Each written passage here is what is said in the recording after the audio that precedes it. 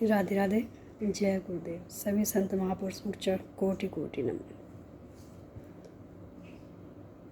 नवरात्रों से हमें बहुत कुछ सीखने को मिलता है और आप सभी को हैप्पी नवरात्रि। माता रानी की कृपा आप सब पे बनी रहे और आप सब माता रानी को यूं ही प्यार करते रहें। माता रानी आप सबको यूं ही प्यार करती रहें। माता रानी से हमें कुछ सीखने को मिलता है। ये जो 9 दिन हमारे होते हैं, तो इन 9 दिनों में हमें अलग अलग माँ का रूप का दर्शन होता है और इन शक्तियों की पूजन करने से जो हमें खुद में अनुभूति होती है, जो हमें खुद को पता चलता है कि हमारे व्रत रहने का क्या फल है। और जो व्रत रहते हैं वो जानते हैं। व्रत का मतलब होता है कि किसी भी चीज़ का त्याग करना। व्रत का मतलब बिल्कुल ये नहीं होता है कि हम सारा दिन खाते रहें, सारा दिन हमारी इच्छाएं पूर्ति ना हो, कभी कुछ लेना कभी कुछ लेना। अगर हम सारा दिन खाते पीते हैं तो हमें व्रत करना ही नहीं चाहिए, सिर्फ हमें पूजन करना चाहिए।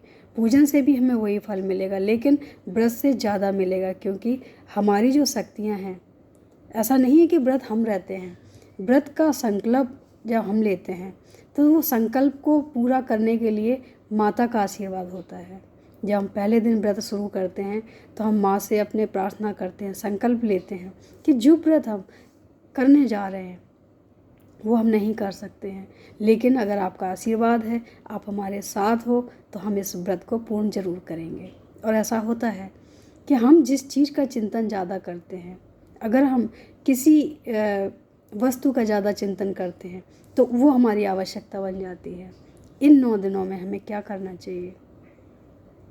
सबसे पहले तो आलस्य को त्यागना चाहिए।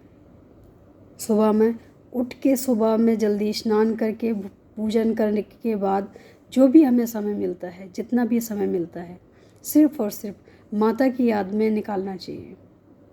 माँ के कीर्तन, माँ के भजन, माँ का नृत्य, जो भी हम करें माँ से जुड़ी हुई चीज़ों को करें।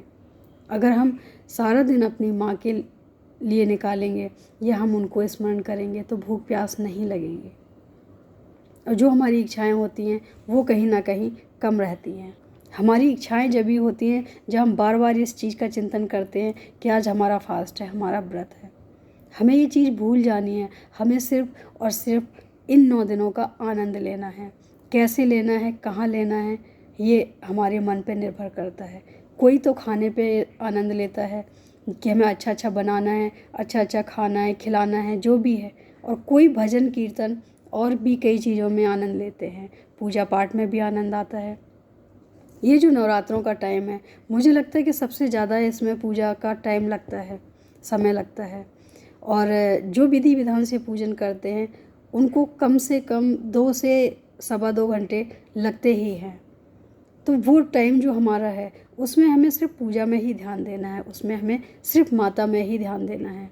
अगर हम थोड़ा बहुत मन से पूजा करते हैं तो माता रानी की कृपा अवश्य होती है। लेकिन अगर हम उसको टालने के लिए करते हैं, व्रत हम दिखावे के लिए, अब दिखावे के लिए हमें इसलिए बोलना पड़ रहा है कि आजकल इस चीज़ का फैशन हो गया है।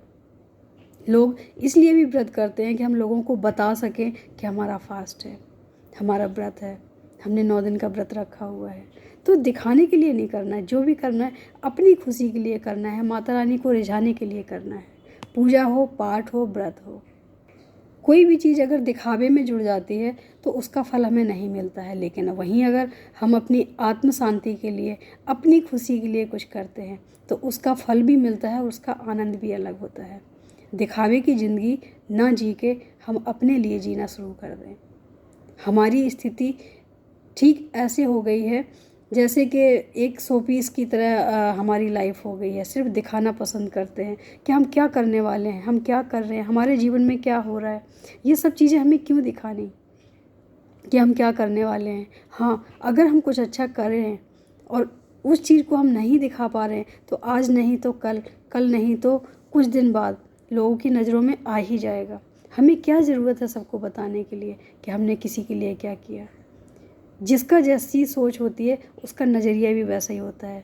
और हमें बताने के लिए नहीं करना चाहिए। जो भी करना चाहिए अपनी आत्मा की शांति के लिए, अपनी आत्मा की खुशी के लिए करना चाहिए और भगवान से जुड़ी पूजा से जुड़ी जो भी चीज़ें हैं वो तो बिल्कुल दिखावे के लिए नहीं करना चाहिए। हमारा जीवन हम पे निर्भर करता है कि हम कैसे जिए, हमारी सोच कैसी है। अगर हम दिखावे वाली लाइफ जीते हैं तो कहीं ना कहीं अंदर ही अंदर परेशान भी रहते हैं, लेकिन अगर हम निस्वार्थ होके और दिखावा नहीं करते हैं तो हम खुश रहते हैं जीवन में। खुशी चाहिए तो हमें दिखावा नहीं करना चाहिए। हाँ, दिखावा वही करते हैं जो अंदर से नहीं करते, जो सिर्फ दिखाने के लिए करते हैं।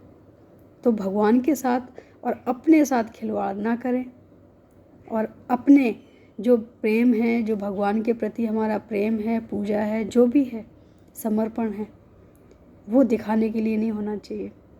वो अपने लिए हो और भगवान के लिए हो। दो के अलावा तीसरे का यहाँ कोई अस्तित्व नहीं है। अगर ऐसा करते हैं तो इसका फल भी मिलता है और आत्म शांति भी बहुत मिलती है। आत्म शांति कहने के लिए नहीं होती है, आत्म शांति आपके चेहरे से, आपके जीवन में झलकती है कि आपने क्या किया है, कैसी सोच रखने वाले हैं, वो सब कुछ दिखता है। किसी को बताने की ज़रूरत नहीं। तो व्रत करें तो मन का व्रत करें, मन से व्रत करें, और दिखावे के लिए ना करें, खाने के लिए ना करें।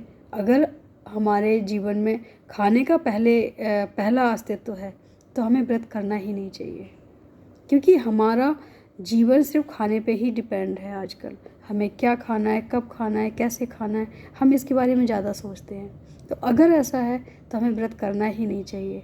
व्रत का अस्तित्व तो वहीं होता है जहाँ हम अपने बारे में कम, हम जिसके लिए व्रत रख रहे हैं, जिसके लिए हम अपना उपवास कर रहे हैं, जिसको मनाने के लिए हम कोशिश कर रहे हैं, उनके हिसाब से चलना चाहिए।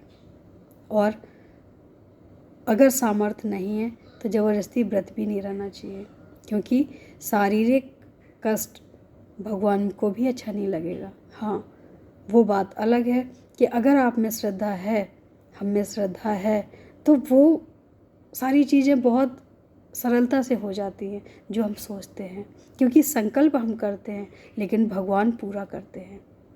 ऐसा हम नहीं कहते हैं, ऐसा हमने देखा है जीवन में, ऐसा हमने उतारा है जीवन में। एक समय था कि अगर हम 2 घंटे भी खाने के लिए लेट हो जाते थे तो हमें लगता था कि हमें कुछ खाना चाहिए, हमें कुछ लेना चाहिए, वीकनेस होने लग जाती थी। लेकिन आज अगर हम महीने का भी फास्ट रखते हैं तो हमें कुछ भी फ़र्क नहीं पड़ता है। क्यों? क्योंकि ये व्रत हम नहीं रहते हैं, ये कोई भी कार्य हम नहीं करते हैं, हमारा कोई अस्तित्व तो है ही नहीं। हाँ, सुबह उठ के संकल्प करते हैं और प्रार्थना करते हैं कि जो भी कार्य हम करने जा रहे हैं उस पर आपका सहयोग चाहिए, भगवान का आशीर्वाद चाहिए। आप अगर हमारे साथ हैं तो कार्य अवश्य पूरा होगा, और पूरा होता है, क्योंकि उसमें हमने अपना अस्तित्व ही नहीं रखा है। हमने जो भी रखा है, जो भी जोड़ा है, वो भगवान से जोड़ दिया है, उन्हीं की प्रार्थना में जोड़ दिया है। और ज़्यादा से ज़्यादा समय भी हम भगवान को याद करने में निकालना चाहते हैं। कोई मजबूरी बस हो वो बात अलग है, लेकिन अगर हम फ्री हैं तो हम ज़्यादा से ज़्यादा समय अपने भगवान के लिए ही निकालते हैं। उनके चाहे कीर्तन के लिए हो, भजन के लिए हो, या किसी और चीज़ के लिए, लेकिन उस चीज़ के लिए समय निकालते हैं जिससे हम भगवान से जुड़े रहें और हमें आनंद की प्राप्ति होती रहे, जिससे हमें किसी और चीज़ का आभास ना हो। शायद इसी को हम व्रत मानते हैं कि हमारा जीवन ज़्यादा से ज़्यादा समय भगवान को देना चाहिए, उसी का नाम व्रत है। व्रत का मतलब ये नहीं होता है कि हमने पेट खाया कुछ नहीं, पेट को परेशानी दी, शरीर को परेशानी दी और उसको हमने व्रत मान लिया। व्रत का नाम है हमें भगवान के प्रति जुड़ना है और कुछ इच्छाओं का त्याग करना है। तो अगर ऐसा करते हैं तो ही फल मिलता है व्रत का। और मुझे लगता है कि सभी जानते हैं, किसी को बताने की ज़रूरत नहीं है, लेकिन फिर भी इसको हम याद दिलाने के लिए कह सकते हैं, कुछ भी कह सकते हैं, लेकिन सब जानते हैं, लेकिन समझने के लिए थोड़ा सा रिमाइंड करना पड़ता है। तो उसको आप रिमाइंड समझें और अपने जीवन में खुशियाँ लाने की कोशिश करें। खुशियाँ आएंगी, आनंद आएगा त्याग के बाद। इच्छाएं कभी किसी को खुशियाँ नहीं दे सका, तो हमें कैसे देगा? जब हम इच्छाओं का त्याग करेंगे, खुशियाँ अपने आप आएंगी। उम्मीद है अच्छा लगा हो। आज के लिए इतना ही। हैप्पी नवरात्रि। माता रानी की कृपा आप सब पे बनी रहे और आप सभी हंसते मुस्कुराते रहें। राधे राधे। जय गुरुदेव।